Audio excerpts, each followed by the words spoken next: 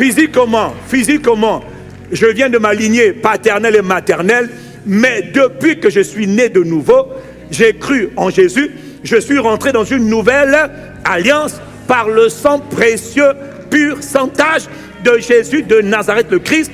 Donc je dis au monde des esprits, excusez-moi, il y a erreur sur ma personne, je ne vous appartiens pas, je suis né de Dieu, j'ai été arraché du pouvoir des ténèbres de la famille.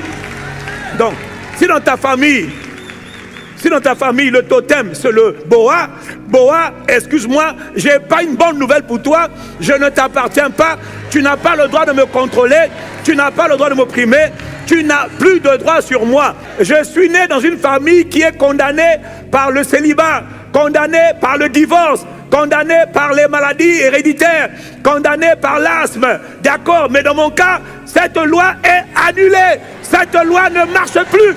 Je l'annule. Et c'est là le combat. Tiens, bon. Voilà pourquoi il dit, vous devez tenir ferme. Parce que des fois, il y aura de la résistance. Il y a des familles, beaucoup, où il y a eu tellement de sacrifices. Il y a tellement de divinités diaboliques dans la famille que tu as l'impression que le combat ne va jamais s'arrêter. Le combat ne va pas s'arrêter tant que toi tu ne t'arrêtes pas. Donc, mon frère, ma soeur, ne t'arrête pas. Satan doit capituler. Les divinités maléfiques doivent capituler. Ce n'est pas à toi de dire j'ai trop fait. Non, c'est à eux de dire pars. Comme Pharaon le jour où il a dit partez. Ils doivent te laisser sortir. Mais des fois, ça ne se passe pas en une fois. Non. Il y a des moments où il faut combattre. Ça peut être 21 jours, ça peut être 21 années. M'en moque, je veux combattre jusqu'au bout. Il dit tenez ferme. Vous devez tenir ferme dans la bonne nouvelle. C'est la bonne nouvelle de ce que Jésus a fait pour moi. Ne passe pas rapidement dessus. Tant que tu n'as pas vu ta vie changer, continue de prier. Tant que tu n'as pas vu le résultat que tu veux, continue de bombarder. Bombarde le ciel. Père, je crie à toi, justice. Je crie à toi, justice. Beaucoup de fois, dans la vie de beaucoup là, l'esprit n'arrive pas à t'aider. Parce qu'il a dit, c'est toi qui dois prendre l'épée. Ce n'est pas l'esprit qui prend l'épée. C'est toi qui prends l'épée. Qui est là. Donc, quand il faut chercher l'épée, comme tu n'as pas la parole, tu ne connais pas la parole. Tout ce que tu connais, c'est Faya. Oui, mais Faya, là, ça ne marche pas. Que dit la parole? Il est écrit. C'est ça l'épée. Et quand toi tu dis il est écrit, maintenant, dans le monde spirituel, c'est comme si maintenant tu viens de étendre ta main. Maintenant, Dieu dit maintenant je peux agir. Dieu n'agit pas contre toi, tu n'as pas parlé. Il faut comprendre ça. Il faut que tu... Il y a des passages bibliques qui sont puissants, qui dans le monde des esprits créent de la puissance. Tu dis, personne ne peut me condamner. Parce qu'il était écrit qu'il n'y a aucune condamnation pour moi qui suis en Christ Jésus. Je parle dans le monde visible et invisible. Personne n'a le droit de me condamner.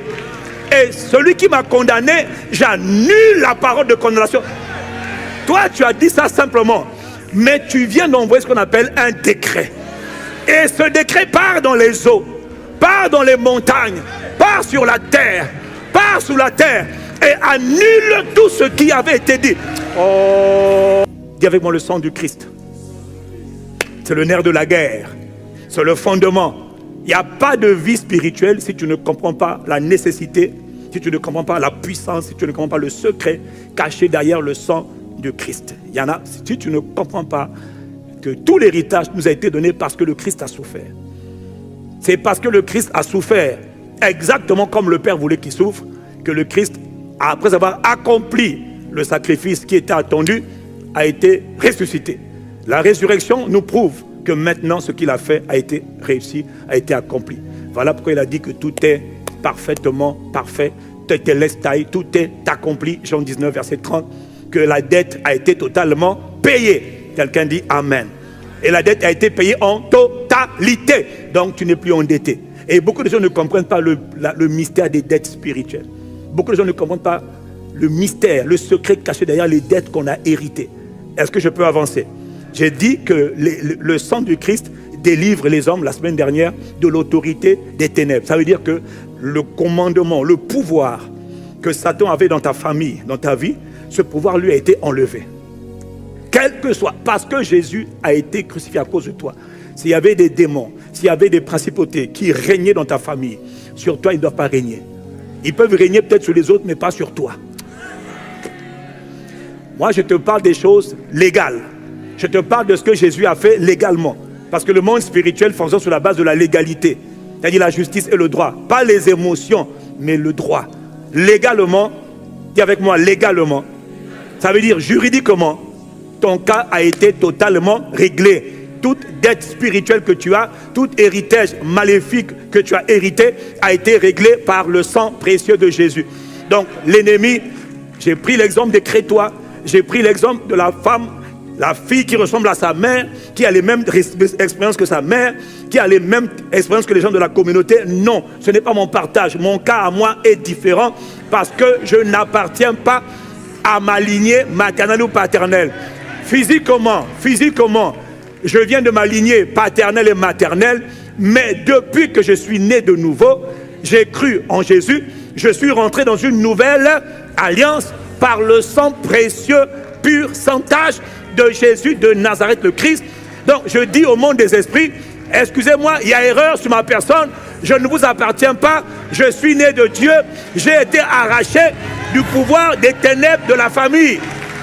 Donc, si dans ta famille, le totem, c'est le boa, excuse-moi, je n'ai pas une bonne nouvelle pour toi, je ne t'appartiens pas, tu n'as pas le droit de me contrôler, tu n'as pas le droit de m'opprimer, tu n'as plus de droit sur moi. Et j'ai dit, c'est là que commence ce qu'on appelle le combat spirituel. Je dois faire valoir mes droits, mes privilèges, et lui, il doit faire valoir sa résistance et son blocage. Il dit non, tu ne sortiras pas. Je dis non, je suis déjà sorti, sache-le. Et c'est là que j'engage le combat, c'est là que je tiens ferme. Ils vont te faire la guerre. À l'époque, on m'avait dit que quand tu reçois Jésus, il n'y a plus de guerre. J'ai cru ça. Jusqu'au jour où moi-même je commence à vivre les guerres. J'ai dit, mais si Jésus a déjà tout porté, il a tout porté légalement. Donc, c'est-à-dire juridiquement, un décret a été signé pour dire que toi, tu es libre. Le problème, c'est que le décret-là, il y a des rebelles qui disent, ce décret-là, on ne le reconnaît pas. Pourtant, ça, ils le reconnaissent. Hein. Mais comme ce sont des rebelles, vous n'allez pas les changer. On l'appelle Satanas, c'est-à-dire l'adversaire, l'opposant. Un opposant, c'est un opposant. Un opposant, même quand il a vu les résultats, il dit c'est faux. Il y a un trucage. Dis avec moi, opposant veut dire opposant. Satan veut dire adversaire.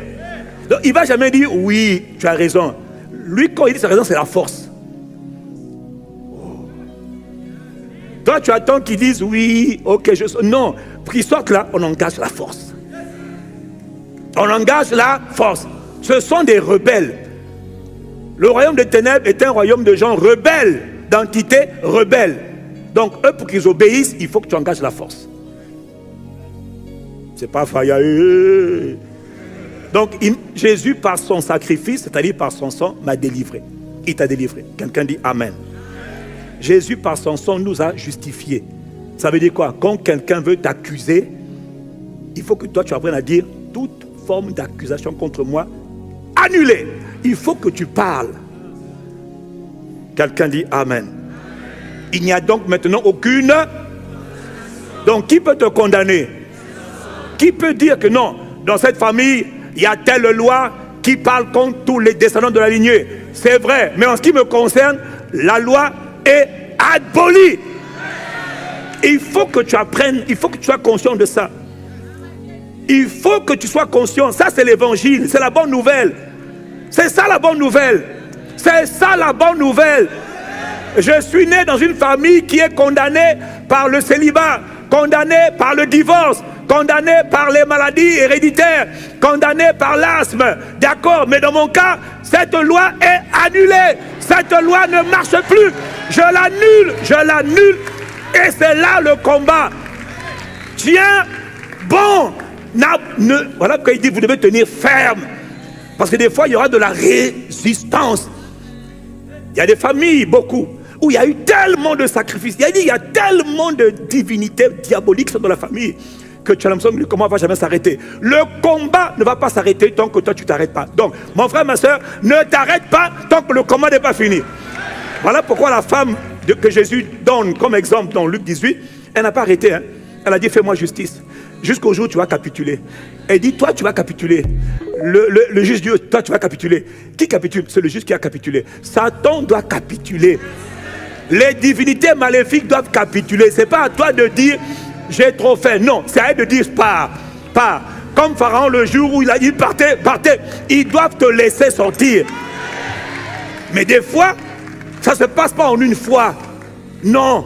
Il y a des moments où il faut combattre. Ça peut être 21 jours, ça peut être 21 années. Maman, je veux combattre jusqu'au bout. Il dit, tenez ferme. Vous devez tenir ferme dans la bonne nouvelle. C'est la bonne nouvelle de ce que Jésus a fait pour moi. Ne passe pas rapidement dessus. Tant que tu n'as pas vu ta vie changer, continue de prier. Tant que tu n'as pas vu le résultat que tu veux, continue de bombarder. Bombarde le ciel. Père, je crie à toi. Justice, je crie à toi. Justice, je crie à toi. Oh. Quelqu'un dit Amen. Personne n'a le droit de te condamner. Personne. Mais ils vont le faire. D'ailleurs, c'est même leur spécialité. On appelle Satan l'accusateur. Dis avec moi l'accusateur. Toujours en train de t'accuser. Il y a des juridictions spirituelles, il y a des tribunaux spirituels où ton nom est mis là-bas. Comme tu descends de la lignée des Inter là-bas, on dit, oh lui, tu dis, ok. Donc des fois, tu calmes. Mais quand on t'a vu, tu sens que les choses commencent à arriver. Des fois, même avant que ça arrive de temps en temps, voilà pourquoi la vie de prière normale d'un homme, de temps en temps, on prie, on annule. On ne sait pas d'où ça vient, on annule. Je commande dans le nom de Jésus que tout complot qui a été forgé contre moi soit détruit. Je commande. C'est-à-dire, parce que dans la guerre, il y a la guerre préventive. Ouais.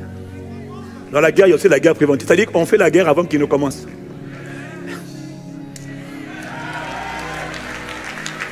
Dans la guerre, il y a des guerres qu'on engage. Il y a des guerres qu'on engage. Quand eux, ils ont engagé la guerre, il n'y a pas de problème. Moi aussi, j'engage la guerre. Mais il y a des guerres qu'on fait pour ne pas que toi, tu engages la guerre. C'est-à-dire donc, je te détruis avant que tu te lèves. Donc ça, c'est ce que j'appelle moi des guerres préventives. Par exemple, aujourd'hui, quand on va prendre la Sainte Seine, on va déclencher un peu quelques balles, quelques tirs préventifs. Parce qu'au cas où ça va se lever, tu annules déjà. Oh. Est-ce que... Non, mais je parle seul, on dirait. Hein. J'ai l'impression qu'on me convoque ici. Hein. On dirait que je ne suis pas au bon endroit. Hein. La manière dont tu es assis là, je suis un peu inquiet des fois, mais bon, c'est pas un problème. Il y a beaucoup à dire, hein, mais c'est passionnant. Hein. Je veux t'aider. Je veux t'aider parce que tu auras des combats. Et on ne sera pas toujours là. Et parfois tu seras seul. Mais tu n'es jamais seul. Parce que le glorieux Saint-Esprit est avec toi. Mais le Saint-Esprit ne peut pas faire sans l'épée. Il dit dans le combat là, que Paul a révélé là, il donne les armes, hein, la cuirasse de la justice, la ceinture de la vérité, le bouclier de la foi, le bouclier. Quand il attaque, le bouclier est important, le bouclier est indispensable. Maintenant il te dit, prenez l'épée de l'esprit, qui est la parole. Beaucoup de fois, dans la vie de beaucoup là, l'esprit n'arrive pas à t'aider. Parce qu'il a dit, c'est toi qui dois prendre l'épée. Ce n'est pas l'esprit qui prend l'épée, c'est toi qui prends l'épée. Qui est là. Donc quand il faut chercher l'épée, comme tu n'as pas la parole, tu ne connais pas la parole. Tout ce que tu connais c'est Faya. Oui, mais Faya là, ça ne marche pas. Que dit la parole? Il est écrit. C'est ça l'épée. Et quand toi tu dis il est écrit, maintenant, dans le monde spirituel, c'est comme si maintenant tu viens de étendre ta main. Maintenant, Dieu dit maintenant je peux agir. Dieu n'agit pas contre toi, tu n'as pas parlé. Il faut comprendre ça. Il faut que tu... Ok. Parce que Dieu, il faut qu'il comprenne. Dieu n'agit pas contre toi, tu ne parles pas. Ah. Oh Seigneur, toi-même tu sais, il sait mais il ne peut rien faire. Prenez l'épée de l'esprit qui est la parole. Parle la parole. Quelqu'un dit Amen. Donc je te dis, retiens que personne ne peut te condamner. Mais ils vont le faire. Ils vont le faire. C'est ça, c'est leur nature, c'est des accusateurs.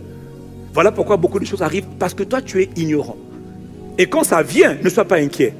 Ça veut dire que tu as été condamné quelque part. Ok, lève-toi, annule la condamnation. C'est tout ce que je suis en train. Je veux que tu sois conscient que tu as tous les droits. En Christ, tu as tous les droits. Mais c'est ça la bonne nouvelle. Qu'est-ce qu'on t'a dit? Le sang de Christ, c'est le sang qui te donne l'exemption. Non seulement il me rend innocent. Donc, quand je dis, il y a des passages bibliques qui sont puissants, qui dans le monde des esprits créent de la puissance. Tu dis, personne ne peut me condamner.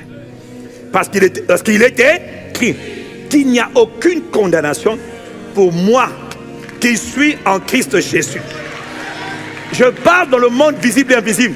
Personne n'a le droit de me condamner. Et celui qui m'a condamné, j'annule la parole de condamnation. Toi, tu as dit ça simplement. Mais tu viens d'envoyer ce qu'on appelle un décret. Et ce décret part dans les eaux, part dans les montagnes, part sur la terre, part sous la terre et annule tout ce qui avait été dit. Oh! Mais Dieu lui-même a dit, ma parole ne sort pas à moi sans effet. Elle ne revient pas à moi sans avoir accompli son effet. Donc, ne t'inquiète pas. Quand toi tu parles, je prie que Dieu t'ouvre les yeux. Que tu vois le résultat de tes... La parole est une épée à double tranchant. Mais est-ce que je parle à quelqu'un ici? Tu n'es pas désavantagé. Tu as la bonne nouvelle, mais il faut tenir ferme. Et on parle comme la veuve, pas une fois, pas deux fois, mais avec persévérance. Que Dieu te restaure. Toi qui es fatigué, découragé, que Dieu te restaure. Que Dieu te donne l'endurance. Quelqu'un dit Amen.